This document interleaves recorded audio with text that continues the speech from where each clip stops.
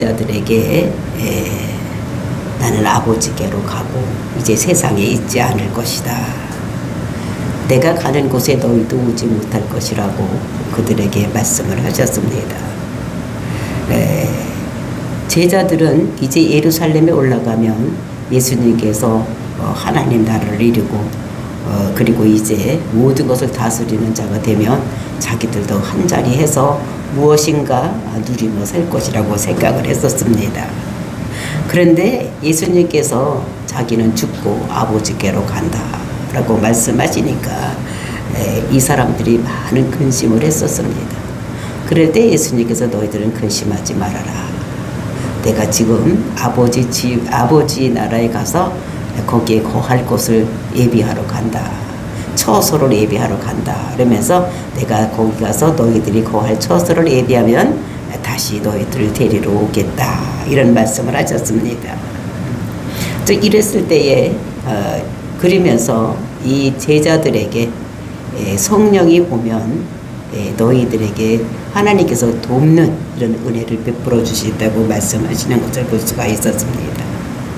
정말로 예수님과 같이 있을 때는 이들이 늘 예수님만 따라다니고 예수님께서 말씀하시는 대로 듣고 그대로 행하면 되는데 이제 예수님께서 없다는 이런 생각을 했을 때에 정말로 이들이 굉장히 불안하고 근심하고 이렇게 있을 때에 예수님께서 말씀하시는 것입니다. 내가 너희를 고아와 같이 버려두지 아니하고 보혜사 성령을 보내주시겠다 하는 말씀이 오늘 말씀인 것을 볼 수가 있는 것입니다. 그러면서 내가 그러니까 가야 되는 것, 너희들과 헤어지는 것이 너희들이 근심할 일이 아니라 기뻐해야 할 일이다. 이렇게 말씀을 하시는 것입니다. 내가 가면 성령을 보내주고 그리고 성령을 보내주면 너희들 영이 살아나고 그리고 이제 너희들이 지금까지 몰랐던 것을 내가 가르쳐주고 생각나게 하고 그리고 이제 너희들에게 평안을 끼치겠다. 이런 말씀을 우리가 오늘 읽었습니다. 근데 오늘은 우리가 보여야 될 것이 정말로 내가 이제 가는데 가면 그냥 너희들과 훅 떠나서 가는 것이 아니라 내가 가서 너희들에게 보혜사, 다른 보혜사를 보내주겠다. 지금까지는 내가 보혜사였는데 이제는 다른 보혜사를 너희에게 보내주겠다. 그러면 다른 보혜사가 오면 너희들에게 유익한 것이 세 가지가 있다라는 것을 말씀하시는데 오늘은 그 첫 번째 너희들 영이 살아나겠다라는 것을 우리에게 말씀을 주신 걸 보기로 하겠습니다. 그래서 우리가 정말로 예수님을 그래서 가신 것을 우리가 기뻐해야 되는 거예요. 오늘날도 우리가 지금도 예수님께서 지금 이 자리에 계시면 우리는 좋지만 다른 곳에 있는 사람은 예수님을 만날 수가 없는 것입니다. 그런데 우리는 지금은 성령 시대에 살고 있기 때문에 어디든지 어느 시간이든지 누구든지 다 그 보혜사를 만날 수 있기 때문에 굉장히 유익한, 그러니까 예수님께서 십자가를 지고 죽으시고 승천한 것이 우리들에게 유익인 것을 그래서 요한복음에서는 말씀을 하고 있는 것입니다. 그래서 예수님께서 정말로 이렇게 가시고 보혜사를 보내주면 우리에게 어떤 일이 있는지를 한 절 한 절 보면서 알아보기로 하겠습니다. 15절 말씀 보시겠습니다. 너희가 나를 사랑하면 나의 계명을 지키리라. 그러니까 너희가 나를 사랑하면 이것은 조건절을 얘기를 하는 것입니다. 그러니까 만약에 너희들이 나를 사랑하면 나의 계명을 지키리라. 그 사랑하면이라는 것은 믿으면 너희들이 나를 믿으면 내 계명을 지키리라. 이렇게 말씀하시는 것입니다. 그러니까 우리가 생각하면 교회에 다니면 다 예수님을 사랑한다고 생각하지만 교회 안에는 마귀도 있는 것입니다. 그러니까 성도만 있는 것이 아니라 믿는 사람만 있는 것이 아니라 마귀도 같이 있는, 그러니까 가라지도 같이 있는 것입니다. 그래서 마귀의 속성이 어떤 것입니까? 불법을 행하는 자들 그리고 다른 사람을 넘어지게 하는 자들이 마귀가 하는 일. 그러니까 교회 안에는 불법을 행하는 자도 있고 그리고 다른 사람을 넘어지는 다른 사람의 신앙생활하고 잘 믿으려고 하는데 그 사람을 넘어지게 하는 자들이 교회 안에는 반드시 있다는 것을, 그래서 예수님께서 가라지의 비유를 통해서도 말씀을 주셨던 것을 우리가 생각할 수가 있는 것입니다. 그래서 주님을 사랑하는 자, 이거는 주님을 믿는 자들을 얘기를 하는데 그 특징이 있다는 것입니다. 주님을 믿는 자들, 주님을 사랑하는 자는 특징이 있는데 어떤 특징이 있느냐, 그것은 말씀대로 살려고 하는 이런 특징이 있다는 것을 말씀하고 있는 것입니다. 네, 그러면서 너희가 나를 사랑하면 나의 계명을 지키리라. 근데 그 계명이 무엇입니까? 나의 계명, 예수님의 계명이 무엇이었습니까? 바로 앞에서는 예수님께서 뭐라고 말씀하셨습니까? 그 서로 사랑하라 라고 말씀하셨습니다. 그러니까 너희들, 내가 이제 갈 테니까 너희들은 이제 서로 사랑하라. 내가 없는 세상을 살아나가려면 너희들끼리 똘똘 뭉쳐서 사랑하는 수밖에 없다. 그 사랑하라고 말씀하셨던 그 말씀을 계명으로 주셨던 것을 볼 수가 있는데, 예수님께서 우리를 어떻게 사랑하셨는가, 그런 목숨을 걸고 사랑하는 그 사랑을 우리에게 하신 이런 것들을 우리가 볼 수가 있습니다. 그러니까 목숨을 책임지는 사랑을 하는 것. 그래서 우리를 위해서 예수님께서 십자가 못 박혀 죽으시고 죽을 수밖에 없는 우리를 살리는 그 사랑을 예수님께서 하신 것을 우리가 볼 수가 있는 것입니다. 그러니까 최소한 하나님을 사랑한다면 계명을 지키는 삶이 있어야지 된다는 것입니다. 그래서 그러면 어떻게 하면 계명을 지킬 수가 있느냐? 팔을 둥둥 걷어붙이고, 야, 내가 지금서부터 이제 하나님이 계명을 지켜야지, 이렇게 한다고 지켜지는 것이 아니라, 그 사람은 내가 지키려고 노력하는 이런 사람들은 질 수밖에 없는 거예요. 왜냐하면 인간은 죄 가운데 있기 때문에, 죄성이 있기 때문에 그 하나님이 계명을 지킬 수가 없는 것입니다. 그러니까 제 계명을 지킬 수 있는 방법을 16절에서 말씀하고 있습니다. 내가 아버지께 구하겠으니 그가 또 다른 보혜사를 너희에게 주사 영원토록 너희와 함께 있게 하리니. 그러니까 내가 아버지, 즉 예수님께서 아버지께 구하겠다는 것입니다. 그러니까 예수님께서 아버지께 구하겠다는 것은 예수님께서 아버지께 기도하겠다는 것입니다. 근데 뭐라고 기도를 하느냐? 다른 보혜사를 너희에게 주도록. 그러니까 다른 보혜사를 보내주세요. 그럼 다른 보혜사라는 것은, 그러니까 다른 또 보혜사가 있다는 것을 얘기를 하는데, 지금까지 보호하고 보살펴줬던 그런 자가 누구였습니까? 예수님이셨습니다. 그러니까 진짜 보혜사는 지금 예수님이었는데, 예수님이 다른 형태로 제자들에게 올 것을 말씀하시는 것입니다. 그러니까 다른 보혜사. 지금은 육적으로 예수님께서 육신을 얻고 이 땅에 와서 이 제자들의 보혜사 노릇을 했다면, 이제는 영으로, 그러니까 예수님께서 이 몸은 죽고 영으로 예수님께서 오셔서 그들을 보호하는 이런 자가 되겠다는 것을 말씀하고 있는 것입니다. 그래서 또 다른 보혜사, 원래 보혜사는 예수님이셨는데 이제 다른 형태로 몸을 입고 이 땅에 오셔서 우리를 보호해 주시는 것이 아니라, 제자들을 보호해 주는 것이 아니라 이제는 영으로 이게 오겠다는 것을 말씀하는 것입니다. 그 보혜사라는 것이 무슨 뜻이냐? 파라, 곁에, 크레토스 해서 부름받은 자, 그러니까 돕는 자 또는 상담자, 위로자, 그러니까 돕기 위해서 하나님께 부름을 받은 자, 이거를 보혜사라고 하는 것입니다. 그래서 원래 보혜자는 예수님이었는데, 이제 예수님께서 이제 육신이 이제 어떻게 됩니까? 우리의 죄를 위해서 십자가에서 죽어야 됩니다. 그러니까 이제 육신을 입은 보혜사가 아니라 이제 육신이 없는 영적으로 오는 이런 보혜사가 우리에게 오실 것을 말씀하시는 것입니다. 그러니까 내 힘으로 계명을 지키려고 하면 우리는 지킬 수가 없는 것입니다. 그래서 우리에게 성령을 보내주셔서 우리가 그 계명을 지킬 수 있도록 이렇게 해주시겠다고 말씀하시는 것입니다. 우리가 구약을 보면은 구약에도 율법을 많이 주셨었습니다. 그 지키라고 율법을 줬는데, 이거 십계명. 그 에덴 동산에서는 계명 하나, 그렇죠? 그다음에 이스라엘 백성들에게 십계명을 줬는데 그 사람들이 그거를 지키지를 못했어. 하나도 지키지 못해요. 그러니까 아담은 하나도 못 지켰고 한 가지 계명도 못 지켰습니다.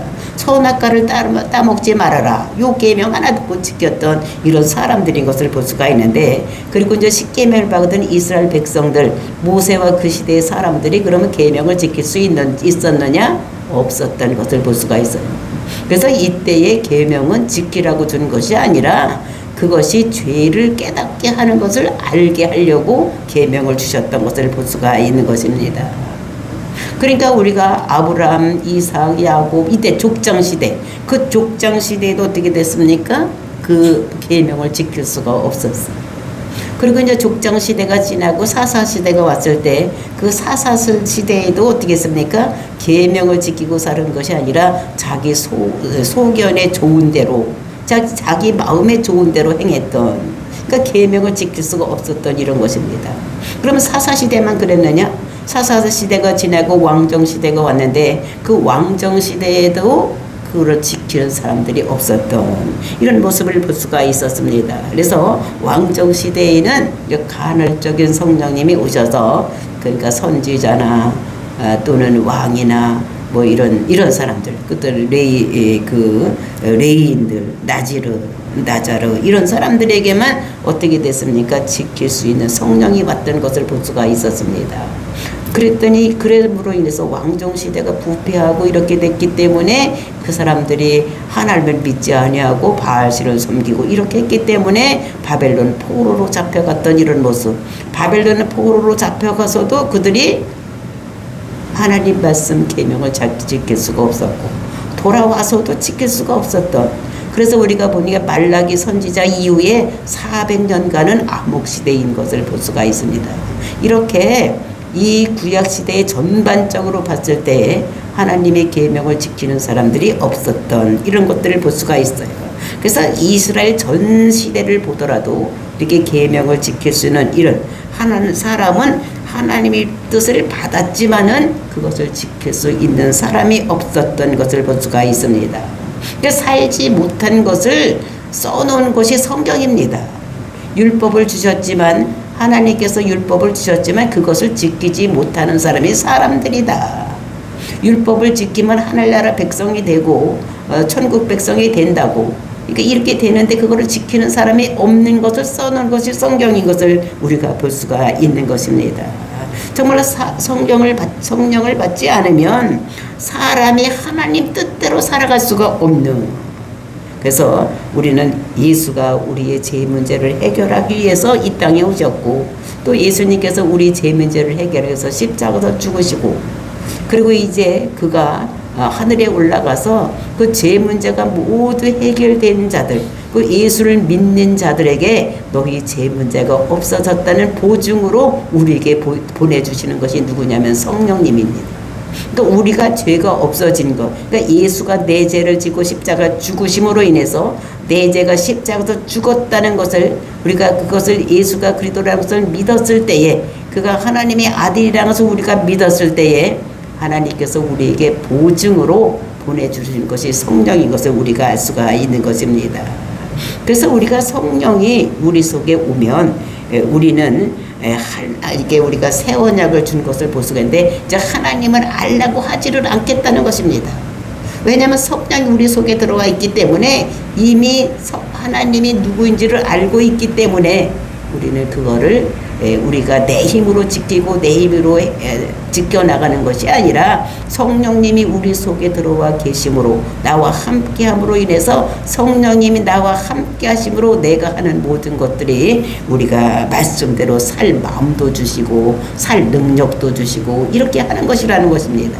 내가 하는 것이 아니라 내가 죄가 없어지면 성령이 우리 속에 쑥 들어오면 성령님이 우리와 임마누엘, 나를 거처로 삼고 있기 때문에 내가 하나님의 뜻대로 살 마음도 있고 소원도 있고, 그렇게 살 마음과 소원만 있는 것이 아니라 살 능력도 우리에게 주셔서 우리가 하나님 말씀을 지키고 살아갈 수가 있는 우리들이 되는 것인 것을, 그래서 우리에게 하나님께서 살 힘도 주기 때문에 우리가 살 수 있다는 것을, 계명도 지킬 수 있는 우리들이 된다는 것을 말씀하시는 것입니다.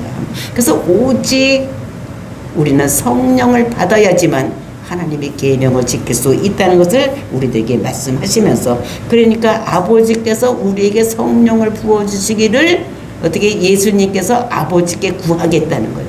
그래서 아버지, 저들에게 성령을 보내주시옵소서.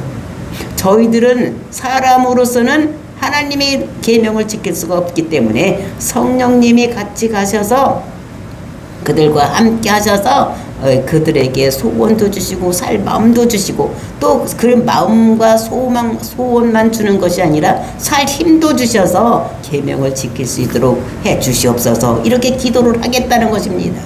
그래서 성령이 와야지만 우리가 하나님 뜻대로 살아가시는, 계명을 지키시는 우리들이 되는, 책임지는 사람을 할 수 있는 이런 사람이 될 수 있다는 것을 우리들에게 말씀하시고 계시는 것입니다. 그래서 17절 말씀 보니까 그는 진리의 영이라 세상은 능히 그를 받지 못하나니 이는 그를 보지도 못하고 알지도 못함이라. 그러나 너희는 그를 아나니 그는 너희와 함께 계심이요 또 너희 속에 계심이겠음이라. 그러니까 그는 어떻게 되냐면 성령님, 보혜사는 진리의 영이라는 것입니다. 보혜사는 진리의 영인데, 그러니까 보내실 분, 앞으로 보내실 그 영은 진리의 영이라고 말씀하시는데, 그 진리의 영이라는 것은 무엇이냐? 진리를 가르치고, 진리가 뭡니까? 우리가 어떻게만 살아갈 수가 있는가? 우리가 어떻게만 살 수 있는가? 이것을 우리에게 가르쳐 주는 것이 진리입니다. 그러니까 모든 천하 중에서 제일 귀중한 것이 우리 생명입니다. 그러니까 우리 생명을 어떻게만 살 수가 있는가, 이거를 가르쳐 주는 것이 진리인 것을 우리가 알고, 그래서 우리가 진리대로 살 마음, 또 생각, 또 힘을 주시는 분이 이게 성령이기 때문에 그분을 진리의 영이라고 말씀하시는 것입니다. 그래서 앞에 있던, 그러니까 이 제자들과 같이 있던 그런 보혜사는 원래는 예수님이었는데, 그 예수님은 살과 뼈를 가지고 있었던, 육체를 가지고 있었던 이런 보혜사였다면, 이제는 앞으로 오실 분은 영으로 오시는, 그러니까 뼈와 살이 없는 이런 분으로 오시는, 그래서 진리의 영이다, 진리를 가르치는 그런 영적인 존재일 것이라는 것을 우리들에게 말씀하시고 있는 것입니다. 그래서 성령은 제 문제가 해결된 자들에게 그 보증으로 우리 속에 들어와 있는 하나님, 이것을 우리들에게 말씀하시는 것입니다. 그래서 우리가 예수를 그리스도라고 믿고 그가 십자가에 죽으심이 내 죄를 짊어지고 죽었다는 것을 우리가 믿었을 때에 하나님께서 우리에게 보증으로 보내주신 분이 성령인 것을 우리가, 그래서 내가 제사함을 받았다, 네가 하나님의 자녀다, 네가 천국의 기업이 됐다, 이제 이렇게 얘기를 하는 것이, 그것이 성령이 우리 속에 들어온, 그러니까 보증으로, 그거를 보증으로 우리에게 보내주신 분이 성령님인 것을 우리가 알아야 되는 것입니다. 그러므로 인해서 여기서 보니까 세상은 능히 그를 받지 못하나니, 그러니까 진리의 영이라서 세상은 그를 받지를 못한다는 것입니다. 그러니까 세상 사람들, 즉 믿지 않는 사람들은 그 영을 받을 수가 없다는 것입니다. 왜 못 받느냐? 그는 진리의 영이기 때문에 세상 사람들 눈에는 보이지를 않는다는 것입니다. 그래서 세상 사람들은 성령을 있음도 알지도 못하고 또 구하지도 않고 이렇게 하기 때문에 세상은 능히 그를 받지 못한다. 왜냐하면 이것은 우리가 예수를 그리스도라고 믿어야지만 우리 죄 문제가 해결됐다는, 그리고 하나님의 아들이라는 것을 보증으로 보내주신 분이 성령이기 때문에 예수를 믿지 않는 사람은 그 성령님을 알지도 보지도 못하는 것입니다. 그러니까 능히 받지 못하나니 이는 그를 보지도 못하고 알지도 못함이라. 그러니까 보지도 못하고 알지도 못하는 거예요. 그러니까 우리가 예수를 그리스도라고 믿어야지만, 예수가 내 죄를 지고 십자가 죽었다는 것을 우리가 믿었을 때에 우리가 너는 하나님의 아들이고 너는 천국 백성이고 천국이 네 기업이다라고 우리에게 보증으로 주신 분이 성령이기 때문에, 그러니까 예수를 믿지 않는 사람들에게는 성령을 알지도 보지도 못한다는 것을 우리들에게 말씀하고 있습니다. 그러나 너희는 그를 아나니, 이 제자들은 예수를 믿고 있잖아요. 그리고 이제 십자가 죽는 것을 이 사람들이 믿을 것이기 때문에 이제 안다는 것입니다. 그는 너희와 함께 거하시며 또 너희 속에 계심이겠습니다. 어떻게 하느냐? 이제 예수님께서 그 승천에서 올라가서 보혜사 성령을 보내줄 것을 얘기를 하면은 이제 그 보혜사 성령님이 함께 와서 거하신다는 거 거처로 삼고 있다는 것입니다. 그러니까 예수를 그리스도라고 믿는 사람들에게 보혜사 성령이 마음속에 들어가서 자리를 잡고 집을 삼아서 우리 안에 들어와서 성령이 계시기 때문이요.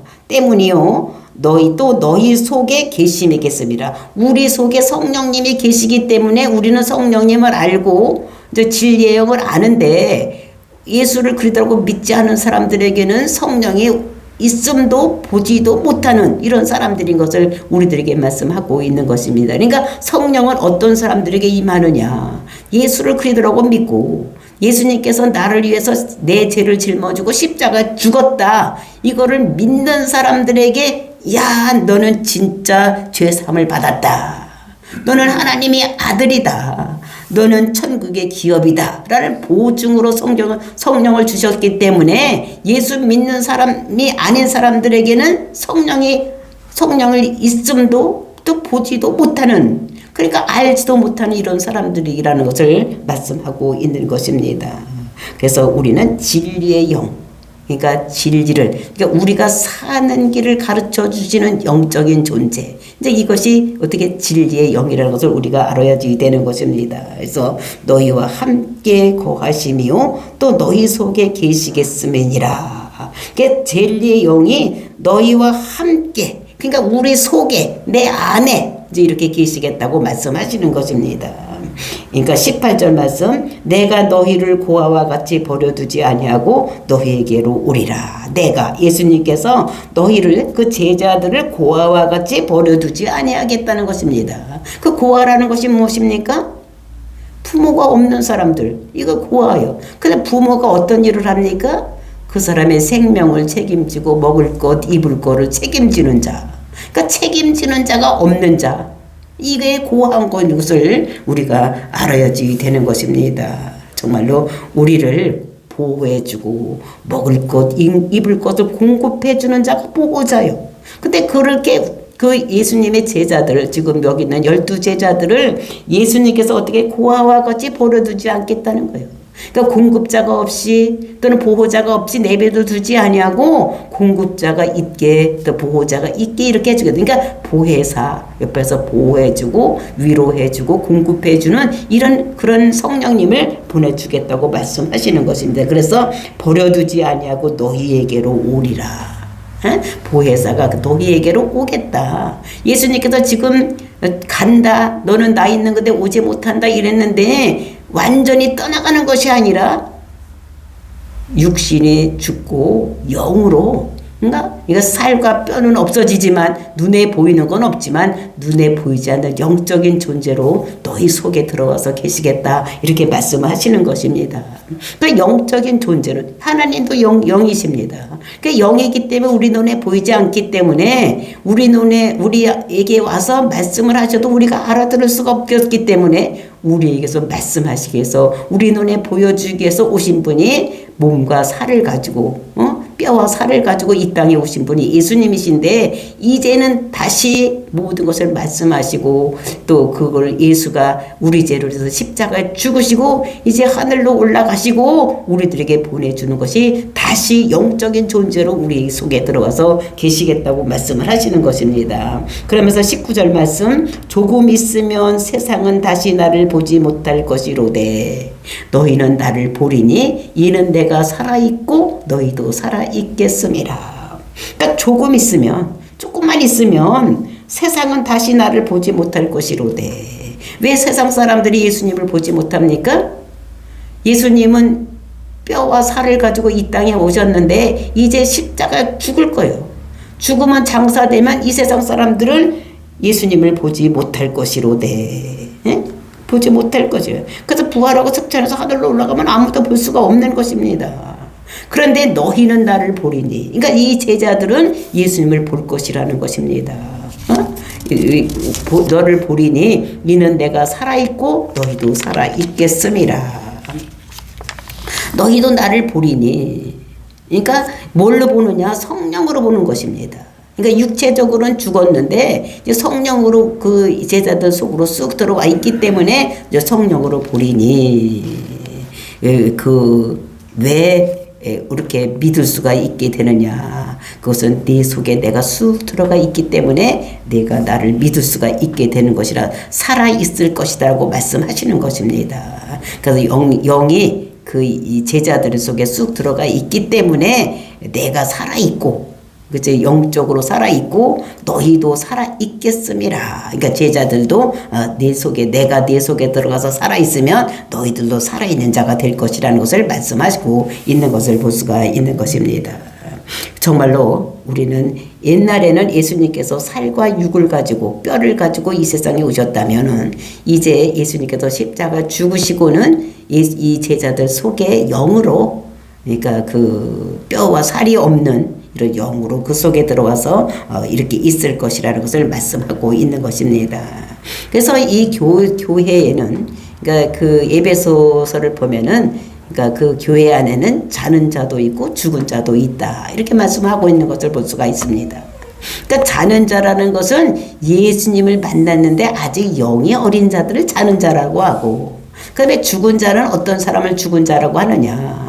예수님을 아직 만나지 못한 자들, 이런 사람을 죽은 자라고 하는 것을. 그러니까 자다가는 깨어날 수가 있지만 죽은 자는 살아날 수가 없는 이런 상태. 그러니까 예수님을 만나지 못한 상태를 죽은 자라고 얘기를 하고, 그리고 자는 자는 예수님을 만났는데 아직 어린 자를 자는 자라고 이렇게 얘기를 하고 있는 것입니다. 그래서 이 옛날에는 이 사람들이 어떤 사람의 죽은 자들, 자는 자들 같았는데 이렇게 그래서 아무리 가르쳐줘도 깨닫지를 못했어. 아무리 가르쳐줘도 듣지도 못하고 막 딴소리나 하고 이랬던 제자들이 이제는 성령님이 그 속에 들어와서 그 성령님께서 그들에게 그 살 마음도 주고 힘도 주고 또 알아들을 수 있는 귀도 열리게 해주시기 때문에 이제는 모든 것이 하나님이 하시는 일을 알게 되고 깨닫게 되고 이렇게 될 것이라는 것을 말씀하고 있는 것을 볼 수가 있는 것입니다.